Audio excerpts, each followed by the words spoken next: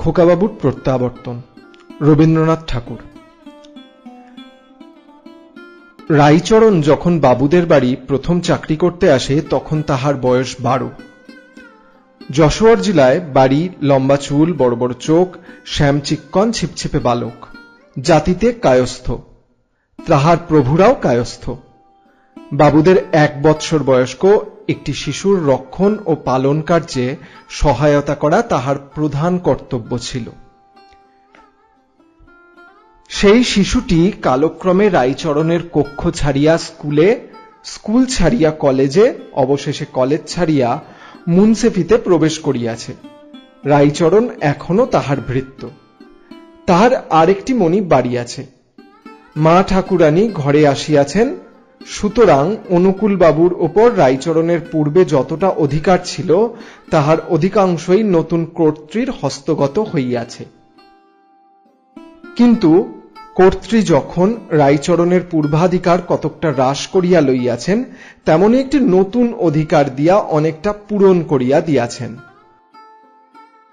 অনুকূলের একটি পুত্র সন্তান অল্প দিন হইল জন্মলাভ করিয়াছে এবং রাইচরণ কেবল নিজের চেষ্টা ও অধ্যাবসায়ে তাহাকে সম্পূর্ণরূপে আয়ত্ত করিয়া লইয়াছে।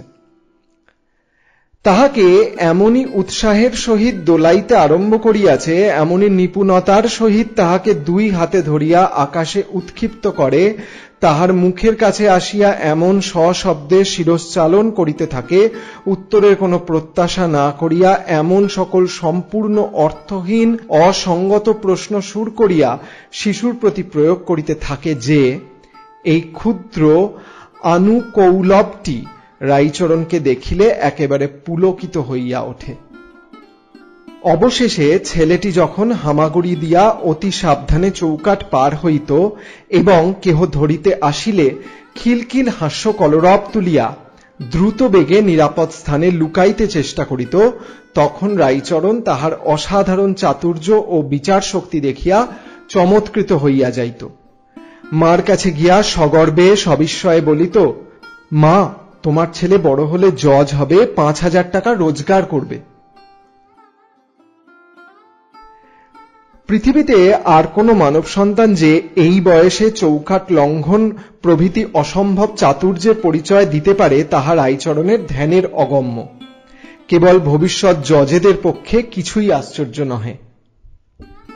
অবশেষে শিশু যখন টলমল করিয়া চলিতে আরম্ভ করিল, সে এক আশ্চর্য ব্যাপার।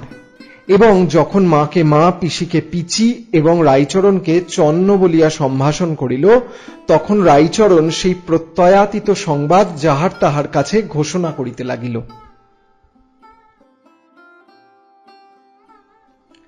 সবচেয়ে আশ্চর্যের বিষয় এই যে মাকে মা বলে, পিসিকে পিসি বলে, কিন্তু আমাকে বলে চন্ন। বাস্তবিক শিশুটির মাথায় এ বুদ্ধি কি করিয়া যোগাইল বলা শক্ত। নিশ্চয়ই কোনো বয়স্ক লোক কখনোই এরূপ অলোক সামান্যতার পরিচয় দিত না, এবং দিলেও তাহার জজের পদপ্রাপ্তি সম্ভাবনা সম্বন্ধে সাধারণের সন্দেহ উপস্থিত হইত। কিছুদিন বাদে মুখে দড়ি দিয়া রাইচরণকে ঘোড়া সাজাইতে লাগিল এবং মল্ল সাজিয়া তাহাকে শিশুর সহিত কুস্তি করিতে হইত। আবার পরাভূত হইয়া ভূমিতে পড়িয়া না গেলে বিষম বিপ্লব বাধিত। এই সময়ে অনুকূল পদ্মা তীরবর্তী এক জেলায় বদলি হইলেন। অনুকূল তাহার শিশুর জন্য কলিকাতা হইতে এক ঠেলা গাড়ি লইয়া গেলেন। সাটিনের জামা এবং মাথায় একটা জরির টুপি, হাতে সোনার বালা এবং পায়ে 2 গাছি মল পরিয়া রাইচরণ নবকুমারকে 2 বেলা গাড়ি করিয়া হাওয়া খাইতে লইয়া যাইত। বর্ষাকাল আসিল। ক্ষুধিত পদ্মা উদ্যান গ্রাম শস্যক্ষেত্র এক এক গ্রাসে মুখে পুড়িতে লাগিল।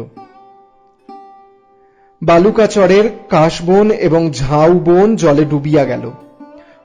পার ভাঙার অবিশ্রাম ঝুপঝাপ শব্দ এবং জলের গর্জনে 10 দিক মুখরিত হইয়া উঠিল এবং দ্রুত বেগে ধাবমান ফেনোরাশি নদীর তীব্র গতিকে প্রত্যক্ষ গোচর করিয়া তুলিল।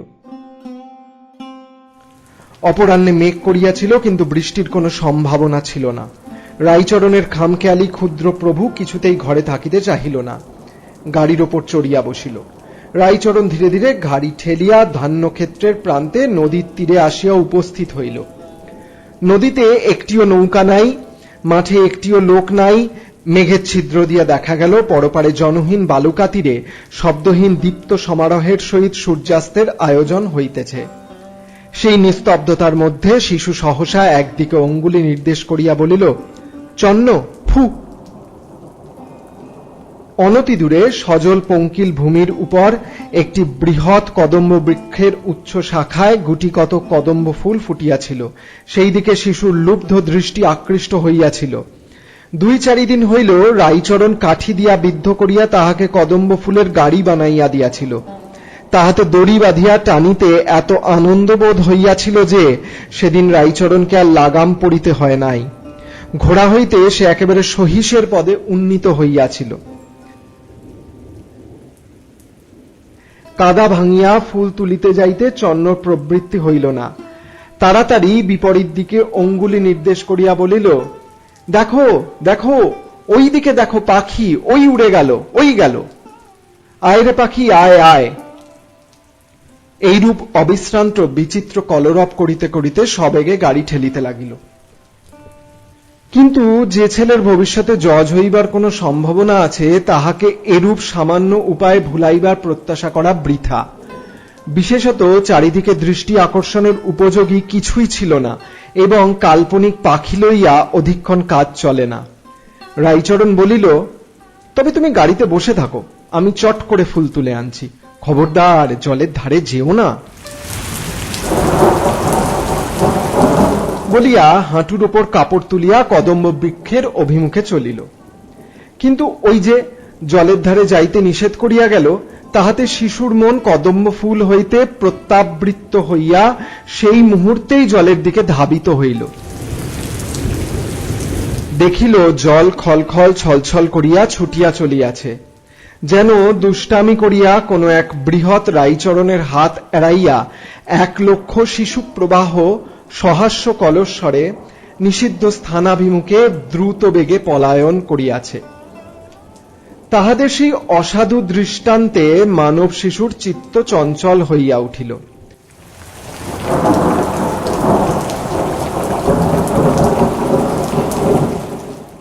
গাড়ি হইতে আস্তে আস্তে নামিয়া জলের ধারে গেল, একটা দীর্ঘ তৃণ কুড়াইয়া লইয়া তাহাকে ছিপ কল্পনা করিয়া ঝুঁকিয়া মাছ ধরিতে লাগিল। দুরন্ত জলরাশি অস্ফুট কলভাষায় শিশুকে বারবার আপনাদের খেলা ঘরে আহ্বান করিল।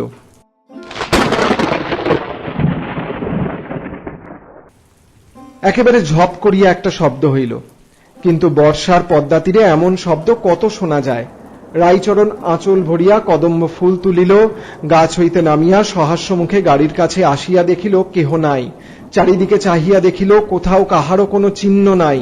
মুহূর্তে রাইচরণের শরীরের রক্ত হিম হইয়া গেল। সমস্ত জগৎ সংসার মলিন বিবর্ণ ধোঁয়ার মতো হইয়া আসিল। ভাঙা বুকের মধ্যে হইতে একবার প্রাণপণ চিৎকার করিয়া ডাকিয়া উঠিল, বাবু, খোকা বাবু, লক্ষ্মী দাদা বাবু আমার। কিন্তু চন্ন বলিয়া কেহ উত্তর দিল না। দুষ্টামি করিয়া কোন শিশুর কণ্ঠ হাসিয়া উঠিল না। কেবল পদ্মা পূর্ববৎ ছলছল খলখল করিয়া ছুটিতে লাগিল, যেন সে কিছুই জানে না এবং পৃথিবীর এই সকল সামান্য ঘটনায় মনোযোগ দিতে তাহার যেন এক মুহূর্ত সময় নাই।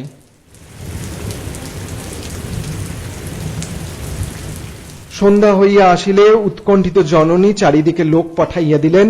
লণ্ঠন হাতে নদী তীরে লোক আসিয়া দেখিল রাইচরণ নিশীতের ঝোড়ো বাতাসের মতো সমস্ত ক্ষেত্রময় বাবু, খোকা বাবু আমার বলিয়া ভগ্ন কণ্ঠে চিৎকার করিয়া বেড়াইতেছে। অবশেষে ঘরে ফিরিয়া রাইচরণ দড়াম করিয়া মা ঠাকুরনের পায়ের কাছে আসিয়া আছাড় খাইয়া পড়িল। তাহাকে যত জিজ্ঞাসা করে সে কাঁদিয়া বলে, জানি নে মা। যদিও সকলেই মনে মনে বুঝিল পদ্মারই এই কাজ, তথাপি গ্রামের প্রান্তে যে একদল বেদের সমাগম হইয়াছে তাহাদের প্রতিও সন্দেহ দূর হইল না এবং মা ঠাকুরানীর মনে এমন সন্দেহ উপস্থিত হইল যে রাইচরণই বা চুরি করিয়াছে। এমনকি তাহাকে ডাকিয়া অত্যন্ত অনুনয় পূর্বক বলিলেন, তুই আমার বাছাকে ফিরিয়ে এনে দে, তুই যত টাকা চাস তোকে দেব। শুনিয়া রাইচরণ কেবল কপালে করাঘাত করিল। গৃহিণী তাহাকে দূর করিয়া তাড়াইয়া দিলেন। অনুকূলবাবু তাহার স্ত্রীর মন হইতে রাইচরণের প্রতি এই অন্যায় সন্দেহ দূর করিবার চেষ্টা করিয়াছিলেন। জিজ্ঞাসা করিয়াছিলেন রাইচরণ এমন জঘন্য কাজ কি উদ্দেশ্যে করিতে পারে। গৃহিণী বলিলেন, কেন? তাহার গায়ে সোনার গহনা ছিল। দ্বিতীয় পরিচ্ছেদ।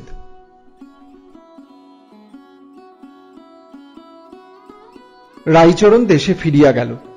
এতকাল তাহার সন্তানাদি হয় নাই, হইবার বিশেষ আশাও ছিল না।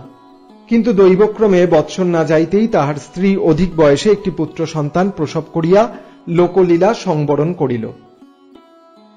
এই নবজাত শিশুটির প্রতি রাইচরণের অত্যন্ত বিদ্বেষ জন্মিল। মনে করিল এ যেন ছল করিয়া খোকাবাবুর স্থান অধিকার করিতে আসিয়াছে। মনে করিল প্রভুর একমাত্র ছেলেটি জলে ভাসাইয়া নিজে পুত্রশোক উপভোগ করা যেন এক মহাপাতক। রাইচরণের বিধবা ভগ্নী যদি না থাকিত তবে এ শিশুটি পৃথিবীর বায়ু বেশি দিন ভোগ করতে পারিত না। আশ্চর্যের বিষয় এই যে এই ছেলেটিও কিছুদিন বাদে চৌকাঠ পার হইতে আরম্ভ করিল এবং সর্বপ্রকার নিষেধ লঙ্ঘন করিতে সুকৌতুক চাতুরতা প্রকাশ করিতে লাগিল। এমনকি ইহার কণ্ঠস্বর হাস্য কন্দন ধ্বনি অনেকটা সেই শিশুর মতো। এক একদিন যখন ইহার কান্না শুনিত রাইচরণের বুকটা সহসা ধড়াস করিয়া উঠিত। মনে হইত দাদাবাবু রাইচরণকে হারাইয়া কোথায় কাঁদিতেছে। ফেলনা, রাইচরণের ভগ্নী ইহার নাম রাখিয়াছিল ফেলনা। যথাসময়ে পিসিকে পিসি বলিয়া ডাকিল। সেই পরিচিত ডাক শুনিয়া একদিন হঠাৎ রাইচরণের মনে হইল, তবে তো খোকাবাবু আমার মায়া ছাড়িতে পারে নাই, সে তো আমার ঘরে আসিয়াই জন্মগ্রহণ করিয়াছে। এই বিশ্বাসের অনুকূলে কতকগুলি অকাট্য যুক্তি ছিল। প্রথমত, সে যাইবার অনতি বিলম্বেই ইহার জন্ম। দ্বিতীয়ত, এতকাল পরে সহসা যে তাহার স্ত্রী গর্ভে সন্তান জন্মে, এ কখনোই স্ত্রীর নিজ গুণে হইতে পারে না। তৃতীয়ত, এও হামাগুড়ি দেয়, টলমল করিয়া চলে এবং পিসিকে পিসি বলে। যে সকল লক্ষণ থাকিলে ভবিষ্যতে জজ হইবার কথা, তাহার অনেকগুলো ইহাতে বর্তি আছে। তখন মা ঠাকুরানের সেই দারুণ সন্দেহের কথা হঠাৎ মনে পড়িল। আশ্চর্য হইয়া মনে মনে কহিল, আহা, মায়ের মন জানিতে পারিয়াছিল তাহার ছেলেকে কে চুরি করিয়াছে। তখন এতদিন শিশুকে যে অযত্ন করিয়াছে সেজন্য বড় অনুতাপ উপস্থিত হইল। শিশুর কাছে আবার ধরা দিল। এখন হইতে ফেল্লাকে রাইচরণ এমন করিয়া মানুষ করিতে লাগিল যেন সে বড় ঘরের ছেলে। সাটিনের জামা কিনিয়া দিল, জরির টুপি আনিল, মৃত স্ত্রীর গহনা গলাইয়া চুড়ি এবং বালা তৈয়ারি হইল। পাড়ার কোন ছেলের সহিত তাকে খেলিতে দিত না। রাত্রিদিন নিজেই তাহার একমাত্র খেলার সঙ্গী হইল। পাড়ার ছেলেরা সুযোগ পাইলে তাহাকে নবাব পুত্র বলিয়া উপহাস করিত এবং দেশের লোক রাইচরণের এইরূপ উন্মত্তবৎ আচরণে আশ্চর্য হইয়া গেল। ফেলনার যখন বিদ্যাভ্যাসের বয়স হইল তখন রাইচরণ নিজের জোত জমা সমস্ত বিক্রয় করিয়া ছেলেটিকে কলিকাতায় লইয়া গেল। সেখানে বহু কষ্টে একটি চাকরি জোগাড় করিয়া ফেলনাকে বিদ্যালয়ে পাঠাইল। নিজে যেমন তেমন করিয়া থাকিয়া ছেলেকে ভালো খাওয়া, ভালো পড়া, ভালো শিক্ষা দিতে ত্রুটি করিত না। মনে মনে বলিত, বৎস ভালোবাসিয়া আমার ঘরে আসিয়াছে বলিয়া যে তোমার কোনো অযত্ন হইবে তা হইবে না। এমন করিয়া 12 বৎসর কাটিয়া গেল। ছেলে পরে শুনে ভালো এবং দেখিতে শুনিতেও বেশ, হৃষ্টপুষ্ট, উজ্জ্বল শ্যামবর্ণ, কেশ বেশ বিন্যাসের প্রতি বিশেষ দৃষ্টি, মেজাজ কিছু সুখী এবং শৌখিন। বাপকে ঠিক বাপের মতো মনে করিতে পারিত না, কারণ রাইচরণ স্নেহে বাপ এবং সেবায় ভৃত্য ছিল। এবং তাহার আরেকটি দোষ ছিল, সে যে ফেল্লার বাপ একথা সকলের কাছে গোপন রাখিয়াছিল। যে ছাত্রনিবাসে ফেল্লা বাস করিত সেখানকার ছাত্রগণ বাঙাল রাইচরণকে লইয়া সর্বদা কৌতুক করিত এবং পিতার অসাক্ষাতে ফেল্লাও যে সেই কৌতুকালাপে যোগ দিত না তাহা বলিতে পারি না। অথচ নিরীহ বৎসল স্বভাব রাইচরণকে সকল ছাত্রই বড় ভালোবাসিত এবং ফেল্লাও ভালোবাসিত। কিন্তু পূর্বেই বলিয়াছি, ঠিক বাপের মতো নহে, তাহাতে কিঞ্চিত অনুগ্রহ মিশ্রিত ছিল। রাইচরণ বৃদ্ধ হইয়াছে, তাহার প্রভু কাজকর্মে সর্বদাই দোষ ধরে। বাস্তবিক তাহার শরীরও শিথিল হইয়া আসিয়াছে, কাজেও তেমন মন দিতে পারে না, কেবলই ভুলিয়া যায়। কিন্তু যে ব্যক্তি পুরা বেতন দেয়, বার্ধক্যের ওজর সে মানিতে চাহে না। এদিকে রাইচরণ বিষয় বিক্রয় করিয়া যে নগদ টাকা সংগ্রহ করিয়া আনিয়াছিল, তাহাও নিঃশেষ হইয়া আসিয়াছে। ফেলনা আজকাল বসনভূষণের অভাব লইয়া সর্বদা খুঁতখুঁত করিতে আরম্ভ করিয়াছে।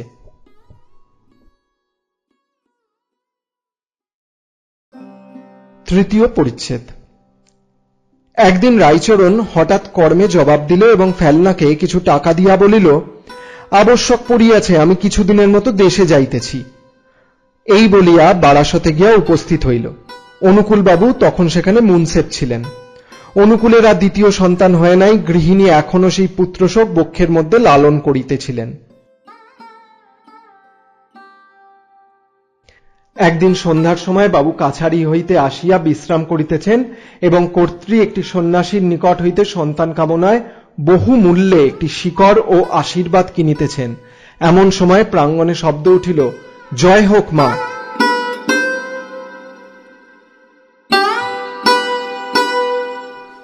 বাবু জিজ্ঞাসা করিলেন, কে রে?